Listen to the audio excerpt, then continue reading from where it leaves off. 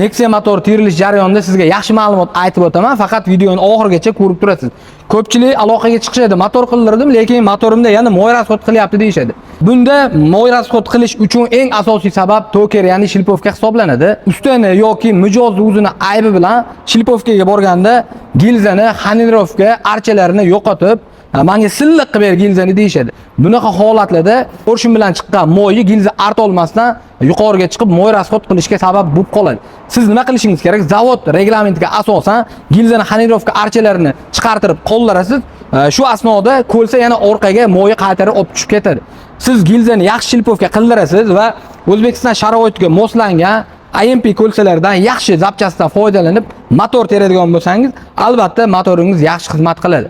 Agar sizga sifatli, yaxshi motor xizmat kerak bo'lsa, bemalol o'zimiz Motorzone servisga tashrif buyuraverasiz. Garantiya asosida motoringizni remont qilib beramiz.